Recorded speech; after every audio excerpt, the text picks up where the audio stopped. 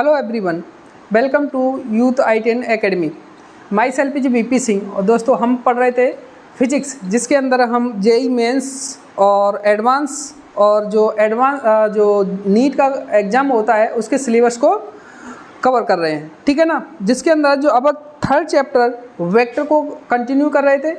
जो पिछले वीडियो हमने बात की थी प्रोडक्ट ऑफ वेक्टर, जब दो वेक्टर क्वांटिटी होती हैं उनका प्रोडक्ट किस तरीके से करते हैं, है ना। तो उसमें आपने स्केलर प्रोडक्ट पढ़ा, स्केलर प्रोडक्ट के क्या क्या एप्लीकेशन हो सकते हैं वो भी पढ़े, अच्छे से डिस्कस किए, ठीक है। आज का और उसके बाद हम लोगों ने वेक्टर प्रोडक्ट भी डिस्कस किया अच्छे से।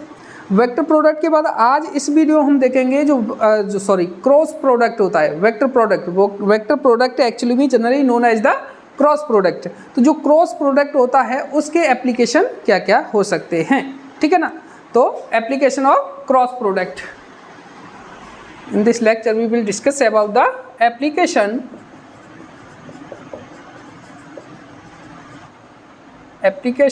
Of cross product.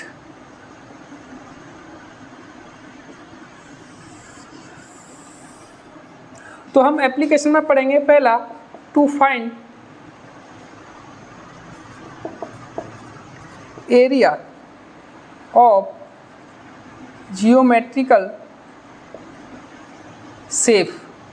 कुछ शेप होती हैं जिनका एरिया फाइंड कर सकते हैं। Second, to find unit vector perpendicular to given plane. एक गिवन प्लेन के परपेंडिकुलर एक यूनिट वेक्टर फाइंड करना। Third, to check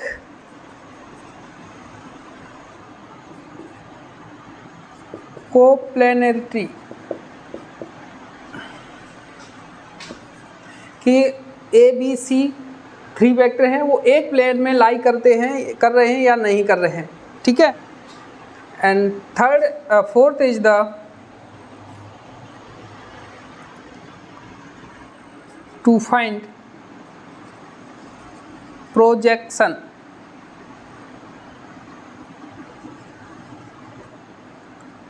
of A vector on B vector. कोई ए वेक्टर है उसका बी वेक्टर पर प्रोजेक्ट फाइंड करना।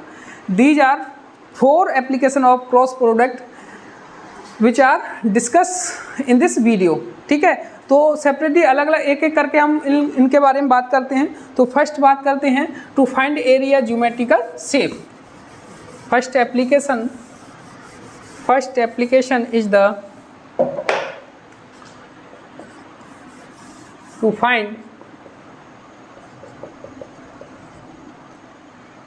Area of geometrical shape. इसके बारे में बात करते हैं, ठीक है। तो देखिए, first, area if A vector and B vector are represent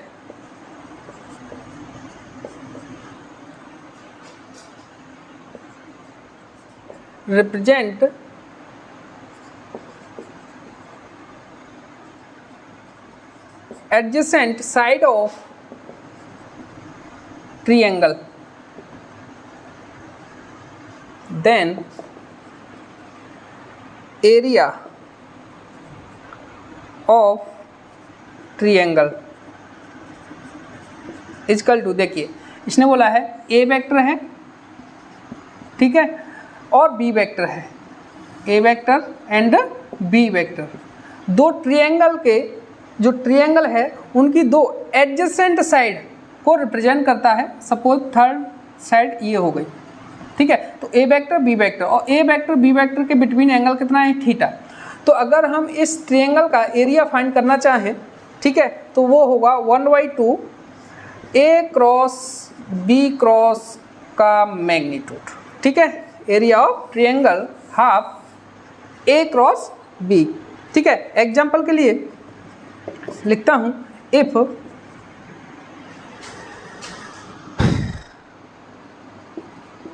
A vector is equal to A की वैल्यू है आपका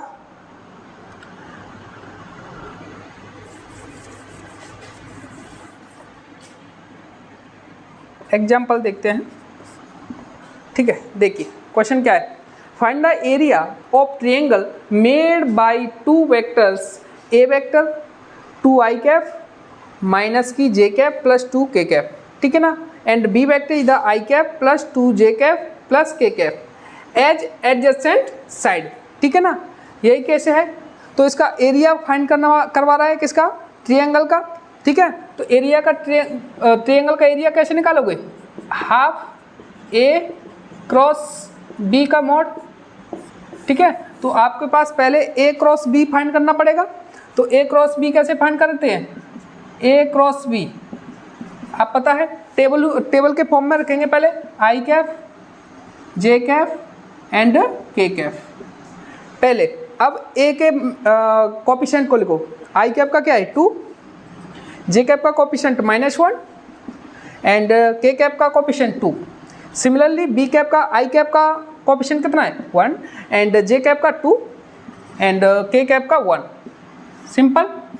इसका क्या करना है, क्रॉस प्रोडक्ट, पहले आई को लोगे, आई को ले रहे तो आई से गुजरने वाला कॉलम एंड रो दोनों को छुपा लेंगे। अब कितने बचे, ये बचे 4, इनमें क्रॉस प्रोडक्ट करो, ठीक है। क्रॉस प्रोडक्ट करोगे तो -1 × 1 कितना हो गया -1।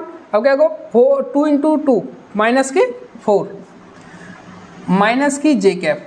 अब जे कैप से गुजरने वाली रो और कॉलम छुपा लोगे। अब क्या बचा 2 1 2 1, तो इसका निकालो 2 माइनस की 2, सिंपल। अच्छा अब देखो प्लस की के कैप लिया, के कैप से गुजरने वाला कॉलम एंड रो हटा दो, अब बचे ये वाले। अब देखो 4 2 × 4, अब ये वाला माइनस और माइनस इंटू -1 × 1, तो -1 प्लस हो जाएगी +1, ठीक है। इसे निकालोगे तो कितना हो जाएगा माइनस की 5i कैप, ये कितना हो जाएगा 0, ये तो 0 हो गया। 2 - 2 है ना, 2 - 2 सही है, 0 हो जाएगा। ये देखो प्लस के कैप क्या है 5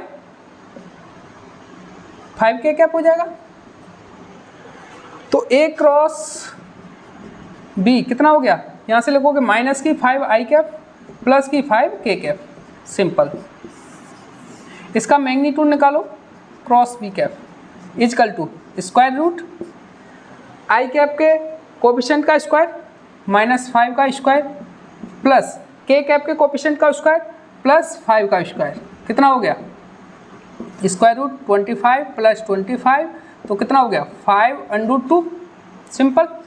तो यहाँ से वैल्यू पुट कर दो जो इजी 1/2 इंटू इसकी वैल्यू आप निकाल चुके हो 5√2, ठीक है। तो √2 से 2 टाइम्स, तो एरिया की वैल्यू कितनी होगी 5/√2। दिस इज द आंसर, ठीक है ना। याद रखिए ए एंड बी जो वेक्टर हैं वो एडजेसेंट साइड होनी चाहिए, ठीक है, जिनके बिटवीन एंगल कितना है थीटा, सिंपल, ठीक है ना। तो उसका एरिया निकालोगे तो ए क्रॉस बी निकालो, उसका मैग्नीट्यूड निकालो, उसका हाफ कर दो, this is the area of this triangle, ठीक है। Next area is the next area, इसे ए नोट कर लेना।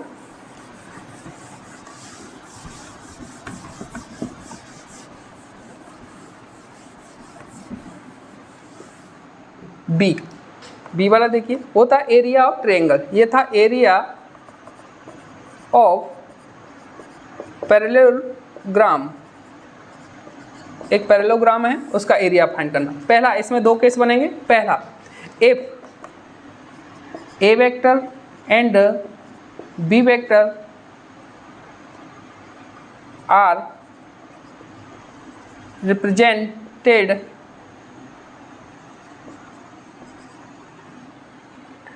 by adjacent side of parallelogram,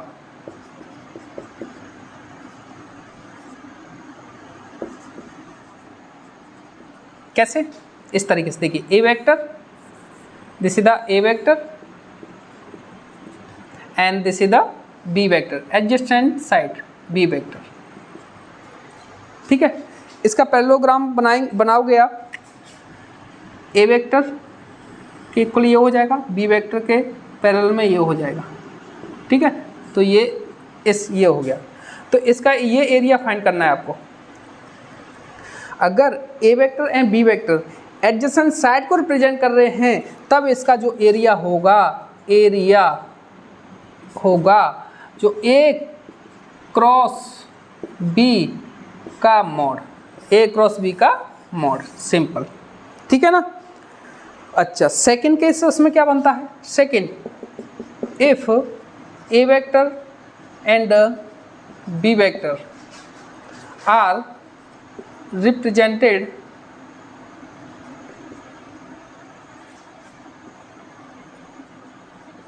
by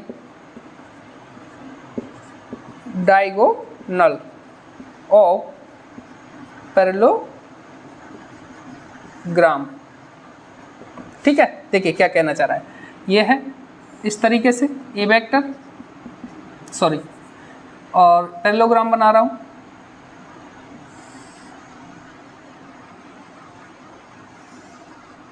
ये पैरेललोग्राम है। ठीक है, तो जो ए वेक्टर है एंड बी वेक्टर है, इनके डायगोनल हैं, उनको रिप्रेजेंट करना चाहिए। ये A vector, this is the A vector and this is the B vector, A vector and B vector. और यहाँ पे क्या बना रहा था? उसकी एडजेसेंट साइड को रिप्रेजेंट कर रहा था, A and this is the B. ठीक है, तो इसका क्या था, ए क्रॉस बी का मैग्नीट्यूड निकल लिया। लेकिन अगर डायगोनल को रिप्रेजेंट कर रहे हैं तो एरिया होगा आपका, area of parallelogram is equal to half A cross B का मैग्नीट्यूड। सिंपल। आपको ध्यान, अगर पैरेललोग्राम का एरिया फाइंड करना है तो आपको याद रखना है कि जो A vector and B vector किसको रिप्रेजेंट करना है, डायगोनल को तो हाफ कर देंगे ए क्रॉस बी का, अगर डायगोनल एडजेसेंट साइड को कर रहे हैं तो मैग्नीट्यूड डायरेक्ट निकाल लोगे ए क्रॉस बी का, सिंपल। ठीक है ना। This is the first application of cross product. ठीक है, now we will discuss second application of cross product. ठीक है ना। सेकंड एप्लीकेशन ऑफ प्रोडक्ट क्या था कि कोई भी प्लेन है, उस प्लेन के नॉर्मल एक यूनिट वेक्टर फाइंड करना है ना। एक प्लेन है, प्लेन गिवन होगा और उसके नॉर्मल हमको यूनिट वेक्टर फाइंड करना है। ठीक है, सिंपल, देखते हैं।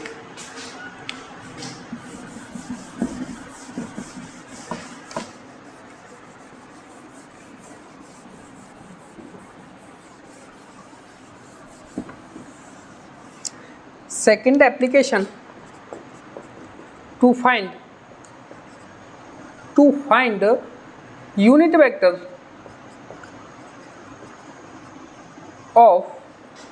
vector perpendicular to given plane।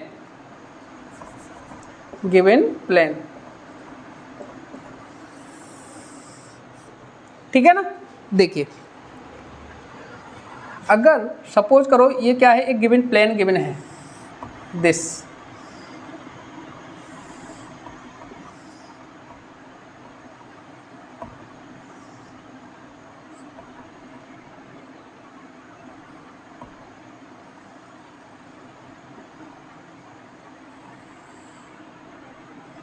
ये प्लेन है।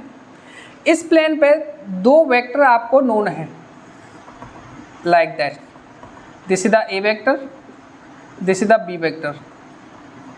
ठीक है, जो कि एक एंगल थीटा पर है। अब इसके नॉर्मल, ये जो टू वेक्टर ऑलवेज कोप्लेनर, दो वेक्टर हमेशा एक कोप्लेनर होते हैं। ठीक है, तो ये ए वेक्टर बी वेक्टर इस प्लेन पर रखे हुए हैं। ठीक है, इस प्लेन में लाई कर रहे हैं, जो कि इनके बिटवीन एंगल कितना है, थीटा। तो मैं इस प्लेन के नॉर्मल एक यूनिट वेक्टर फाइंड करूंगा। क्या फाइंड करूंगा? यूनिट वेक्टर इसके नॉर्मल, इस प्लेन के 90 एंगल पे, this is the N cap. Unit vector which is the normal to this plane. इस प्लेन के कैसा है, नॉर्मल। अगर ये देखिए इस तरीके से प्लेन है, इसके अपर डायरेक्शन में नॉर्मल हो जाएगा, इसके डाउनवर्ड डायरेक्शन में वो भी तो नॉर्मल रहेगा। इसका मतलब नीचे भी हो सकता है एन कैप, नीचे भी हो सकता है। अगर ऊपर पॉजिटिव लोगे तो उधर नीचे नेगेटिव हो जाएगा, नेगेटिव एन कैप, है ना। अब देखिए कैसे फाइंड करना है ये मुझे, आपको पता है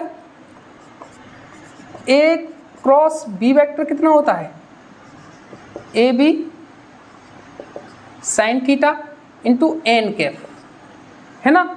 एन कैप क्या था, unit vector, unit vector, unit vector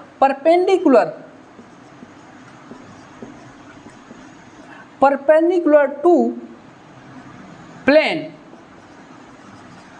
containing vector A and B। क्या कह रहा है, एन कैप जो है, ये जो एन कैप है वो क्या है, ये कि यूनिट वेक्टर है और नॉर्मल है किसके, एक प्लेन के जिसमें ए और बी दोनों लाई कर रहे हैं।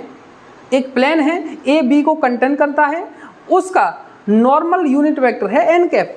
समझे कि नहीं। इसका मतलब अगर मैं ए क्रॉस बी निकालूंगा तो इसके नॉर्मल यूनिट वेक्टर मिलेगा, यानी कि एन कैप मुझे मिल जाएगा, सिंपल। तो एन कैप ही तो चाहिए, तो मुझे यूनिट वेक्टर ही तो चाहिए जो कि इसके नॉर्मल हो, वही तो है ये। इसका मतलब मुझे यही फाइंड करना है। यहाँ से निकालोगे आप N cap is equal to, N cap unit vector is equal to A cross B upon A B sine theta, simple,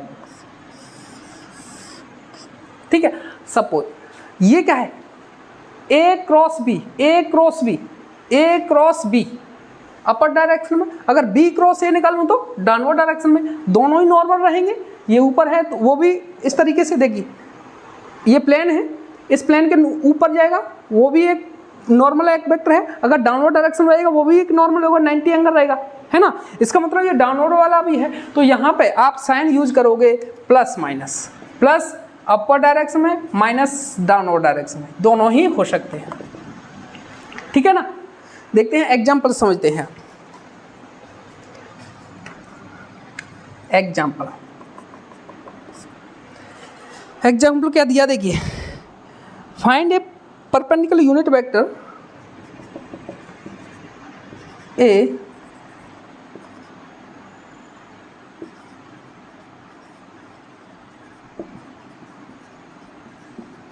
unit vector to A vector जिसकी वैल्यू गिवन है आपको I4 minus I cap plus की 4 जे cap minus की के cap, है ना। And B vector is minus I cap plus की 2 जे cap plus की के कैप, सिंपल, ठीक है। तो आपको परपेंडिकुलर यूनिट वेक्टर फाइंड करना है जो कि ए वेक्टर और बी वेक्टर दोनों हो, यानी कि एक ऐसा प्लेन होगा जहाँ पे दो वेक्टर हैं ए बी वेक्टर, तो ए बी वेक्टर हमेशा कोप्लेनर होते हैं, किसी न किसी एक प्लेन में लाई कर रहे होंगे, तो उस प्लेन के नॉर्मल वेक्टर फाइंड करना है। इसका मतलब ए के भी नॉर्मल हो और बी के भी नॉर्मल हो। यहाँ जो एन कैप है ए के भी नॉर्मल है, परपेंडिकुलर है कि नहीं, और ए के भी है, ए की बी की दोनों के नॉर्मल है। जिस तरीके से देखिए ये क्या है, ये प्लेन है, सपोज करके प्लेन है, इसमें ए लाई कर रहा है, बी लाई कर रहा है, ठीक है। तो अगर एन कैप आ रहा है अपवर्ड डायरेक्शन में, तो ए के भी नॉर्मल है और बी के भी नॉर्मल है और दिस प्लेन के भी नॉर्मल है।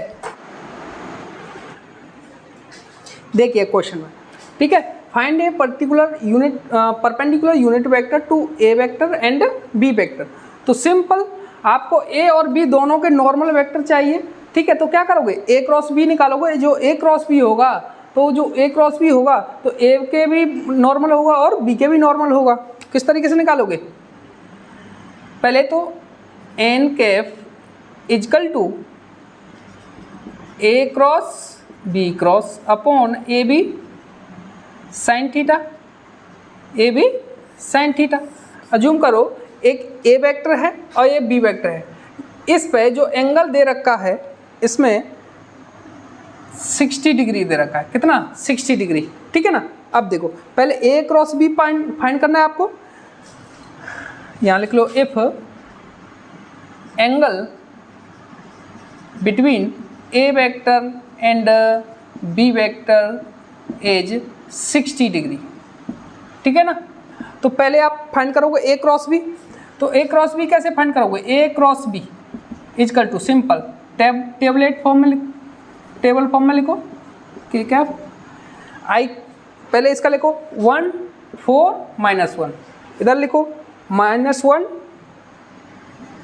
एंड 2 और 1, ठीक है ना, यही क्वेश्चन है ना। हाँ ठीक है। अब एक क्या करोगे, पहले आई लिखो, आई से गुजरने वाला कॉलम एंड रो छुपा लो, क्या बचे, ये बचे, तो 4 × 1 4 माइनस की 2 × -1 -2 और माइनस +2 सिंपल माइनस की जे कैप। अब जे कैप से गुजरने वाला कॉलम और रो छुपा लो, ये बचा 1 -1 -1 ठीक है, प्लस के कैप देखो, ये छुपाओ ये छुपाओ, ये बचा 2 × 1 -4 × -4, तो -4 हो गया, -4 और -1 तो कितना +4। तो यहाँ से A क्रॉस B कितना हो गया, ये होगा 6 आई कैप, ये क्या होगा 6 जे कैप। तो मैंने दोनों में से कॉमन ले लिया, यहाँ 6 आई कैप आएगा, यहाँ 6 के कैप आएगा, सॉरी के कैप, और ये तो 0 हो जाएगा, है ना। This is the A cross B. अब चाहिए आपको कितना, क्या का, ए एंड बी, यानी ए का मैग्नीट्यूड और बी का मैग्नीट्यूड। ए का मैग्नीट्यूड क्या होगा, यहाँ देखो, यही देख लो, ए का मैग्नीट्यूड कितना हो जाएगा, स्क्वायर रूट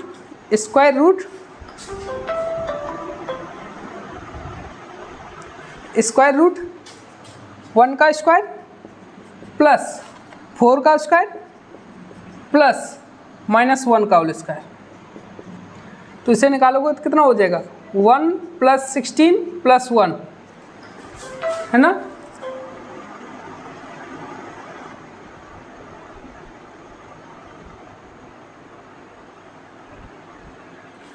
तो इसे हल करोगे तो कितना होगा 18, है ना। b का लिखो, b is equal to square root -1 का स्क्वायर प्लस 2 का स्क्वायर प्लस 1 का स्क्वायर इजकल टू कितना होगा 1 + 4 + 1, तो कितना हो गया √6। बस अब वैल्यू पुट कर दीजिए। एन कैप कितना है, N cap is equal to A cross B upon A B की वैल्यू कितना है, ए बी की वैल्यू, ए की वैल्यू कितना है, √18 को क्या लिख सकता हूँ 6 × 3, और ये क्या है √6, है ना। और साइन एंगल कितना है थीटा 760। यहाँ से ए क्रॉस बी 6 इस आई कैप प्लस के कैप, है ना, स्क्वायर रूट, इसको 6 को बाहर निकालूँ, 6 को, तो इस √6 × √3, और साइन साइन 60 होता है √3/2, है ना। अब देखो 6 √6 तो इससे ये कैंसिल हो जाएगा, 6 से ये कैंसिल हो गए दोनों। अब क्या बचा, ये देखो 2 आगे लिया और √3 × √3 3 हो गया। अब क्या था, ये बचा आई cap plus K cap. This is the unit vector 2/3 I cap plus K cap. एक ये वो यूनिट वेक्टर है जो ए के परपेंडिकुलर है और बी के भी परपेंडिकुलर है, और ए और बी जिस प्लेन में लाई कर रहे हैं उस प्लेन के भी नॉर्मल है, सिंपल, ठीक है। आई होप अच्छे समझ में आया होगा इसका उस कॉन्सेप्ट। उसके बाद देखते हैं अपन लोग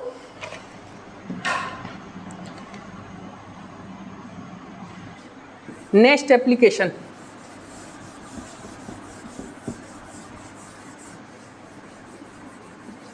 our net application.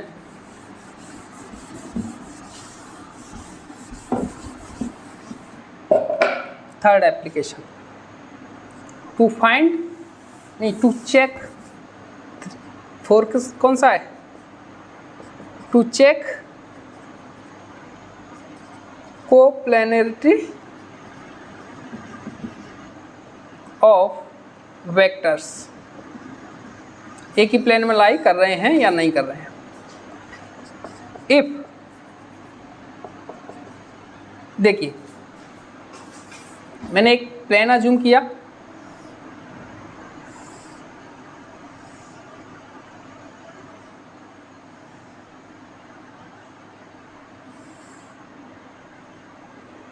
This plane, इस प्लेन में सपोज 2 वेक्टर हैं, ए वेक्टर एंड बी वेक्टर, ठीक है, थीटा एंगल पे. कितने पे? थीटा एंगल पे कितने vector? A vector B vector जो कि इस प्लेन में लाई कर रहे हैं, ठीक है ना.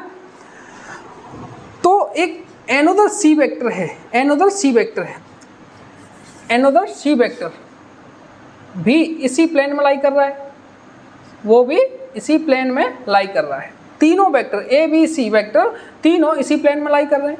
अब मुझे ये बताओ, if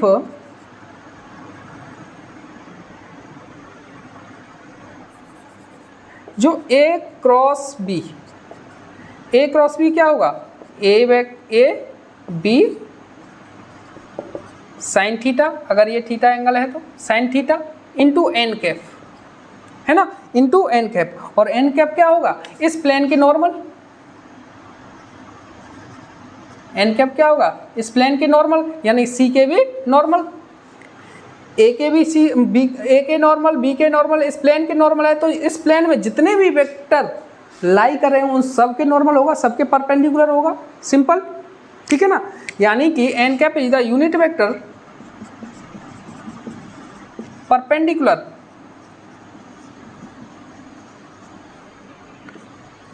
two all vector which are lying in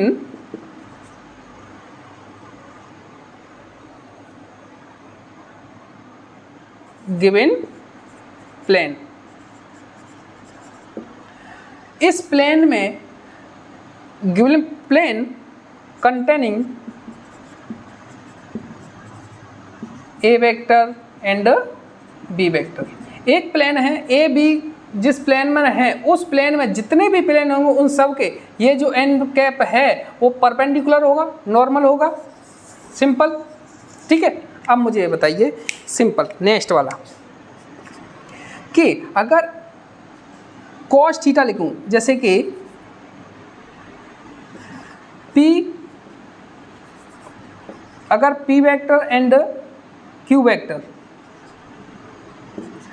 P vector dot Q vector, यानी स्केलर प्रोडक्ट लिख रहा हूँ. स्केलर प्रोडक्ट क्या होता है? P Q cos theta, cos theta, theta between P and Q, है ना. अगर थीटा की वैल्यू 90 हो गई, theta is equal to 90, then cos 90 is equal to 0, यानी कि तब इसकी वैल्यू पी डॉट क्या हो जाएगा? 0, ठीक है ना. इसी कॉन्सेप्ट को अप्लाई कीजिए कि जो ए क्रॉस बी है वो इस प्लेन के नॉर्मल है, इस प्लेन के नॉर्मल है, ठीक है. और सी जिस प्लेन में लाई कर रहा है, सी जिस प्लेन में लाई कर रहा है, देखिए ए एंड बी इस प्लेन में लाई कर रहे हैं.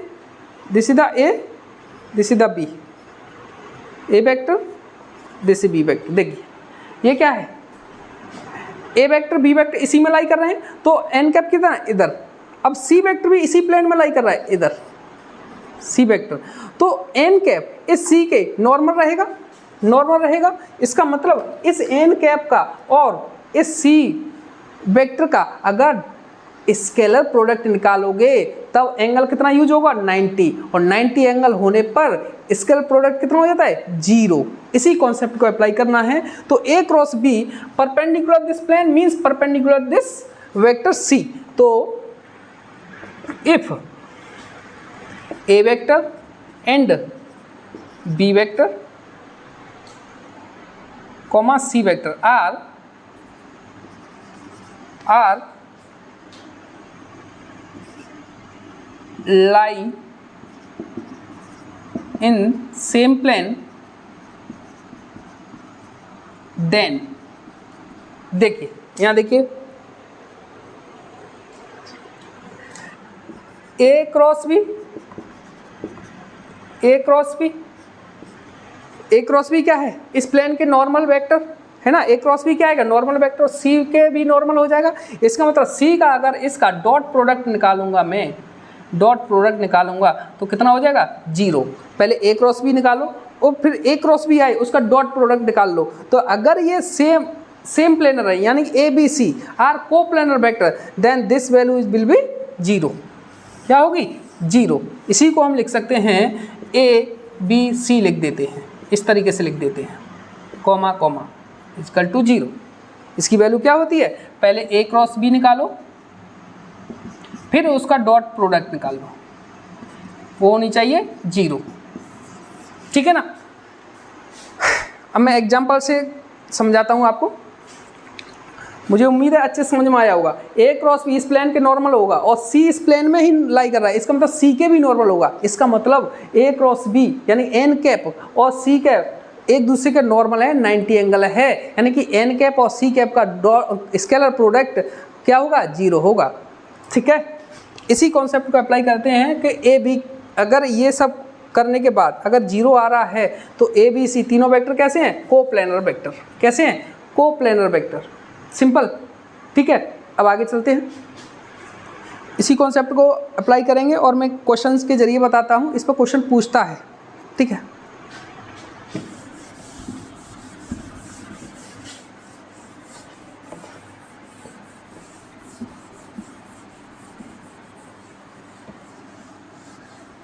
देखिए example, then find value of X. अगर ए वेक्टर बी वेक्टर और सी वेक्टर कैसे हैं? को प्लेनर हैं, तब वो पूछ रहा है कि किसकी वैल्यू फाइंड करवा रहा है? एक्स की वैल्यू। और एक्स कहाँ पर गिवन है? सी वाले वेक्टर में के कैप का कोफिशिएंट है। ठीक है ना। इसको निकालते हैं इसी कॉन्सेप्ट से।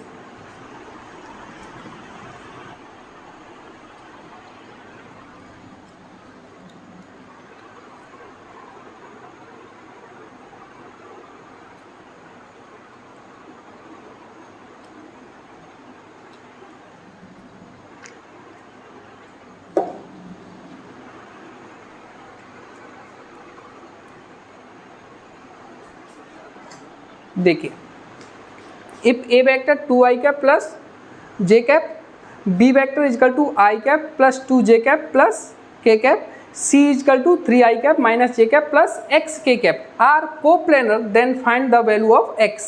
ठीक है। तो सिंपल अपन को क्या करना है? पहले ए क्रॉस बी निकालिए। क्या निकालेंगे? A cross B.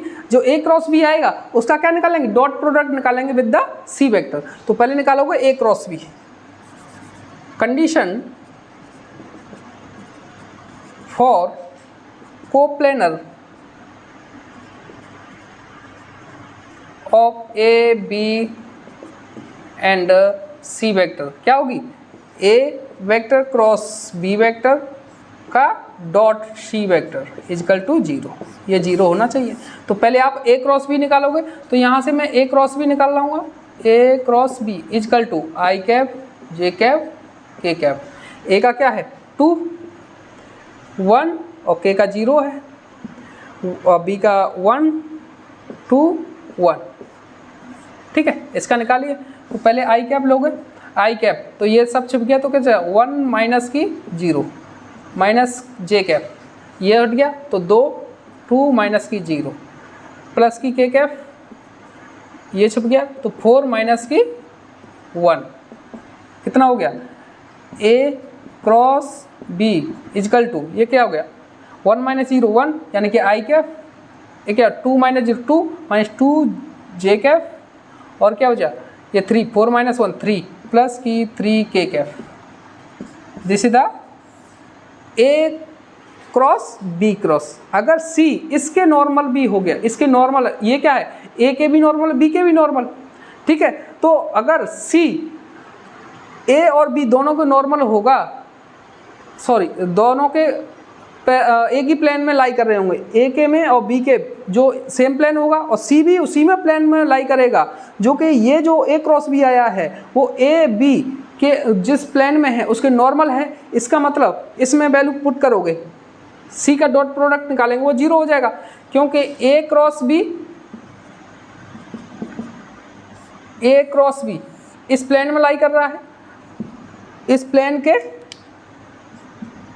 नॉर्मल लाई कर रहा है। दिस प्लेन देखिए, this is the A vector, this is the B vector, है ना, this is the B vector. तो ये क्या है, ए क्रॉस बी जो कि इस प्लेन के कैसा है, नॉर्मल है। और इसी में क्या है, एक सी वेक्टर है, तो सी वेक्टर इस प्लेन में सी वेक्टर है, इस प्लेन के नॉर्मल है ए क्रॉस बी, मीन्स सी के भी नॉर्मल हो गया ए क्रॉस बी। इसका मतलब ए क्रॉस बी का और सी का डॉट प्रोडक्ट निकालूंगा तब एंगल कितना यूज होगा, 90। तो जब 90 होता है डॉट प्रोडक्ट डॉट प्रोडक्ट क्या हो जाता है, 0, सिंपल। तो ए क्रॉस बी आपको पता है कितना निकाल लिया आपने, I cap minus 2j cap plus की 3k कैप डॉट सी, अब सी लिखिए 3 आई कैप माइनस की जे कैप प्लस की एक्स के कैप, ये कितना होना चाहिए, 0। निकाल लीजिए, आई का आई के साथ, जे का जे के साथ और के का के साथ, ये हो गया 3 प्लस की 2 और प्लस की 3x इजकल टू 0। तो 3x इधर ही है, इधर गया माइनस की 5 हो गया, इस टर्म को इधर ले जाओ माइनस की 5 हो गया। तो x की वैल्यू कितना होगी, माइनस की 5/3, सीधा x वैल्यू माइनस की 5/3। आई होप अच्छे समझ में आया होगा। x की वैल्यू माइनस की 5/3 है, तब ए बी सी तीनों कैसे होंगे, कोप्लेनर वेक्टर रहेंगे, यानी एक ही प्लेन में लाई करेंगे, सिंपल, ठीक है ना। अच्छा आगे चलते हैं। तो this is the totally about the application of cross product, ठीक है ना, जिसके अंदर आप लोगों ने एप्लीकेशन पढ़े, जिसके अंदर पहला एप्लीकेशन पढ़ा कौन सा कि कुछ जियोमेट्रिकल शेप थी, उनका एरिया फाइंड करना, जैसे ट्रायंगल का एरिया फाइंड किया आपने, पैरेललोग्राम का एरिया फाइंड किया, है ना। उसके बाद पढ़ा आपने कि अगर A vector and B vector and एक प्लेन में लाई कर रहे हैं तो एक प्लेन के नॉर्मल यूनिट वेक्टर फाइंड करना, सिंपली वो फाइंड कर किया आपने। सेकंड आपने जो लास्ट जो एप्लीकेशन पढ़ा था कि कोई ए बी सी या ए बी सी डी कोई भी वेक्टर हैं, ए बी सी 3 वेक्टर हैं, तो एक ही प्लेन में लाई कर रहे हैं, यानी कोप्लेनर हैं कि नहीं वो कैसे चेक कर सकते हैं, वो भी कंडीशन आपने पढ़ी, अच्छे से क्वेश्चन से समझा, ठीक है ना। तो this is the last video of this chapter, ठीक है। यहाँ पर आपका वेक्टर जो चैप्टर है वो फिनिश होता है। हम लोगों ने अच्छे से सारे टॉपिक अच्छे से कवर किए हैं, थियोरेटिकल भी और न्यूमेरिकल भी, ठीक है। सारे जेईई मेंस में और एडवांस में और नीट में जो भी कॉन्सेप्ट पूछता है सारे कॉन्सेप्ट आप लोगों ने कवर किए हैं, बहुत अच्छे से समझ में आया होगा, उम्मीद है आपको, ठीक है। तो मिलते हैं अपन लोग नेक्स्ट वीडियो में।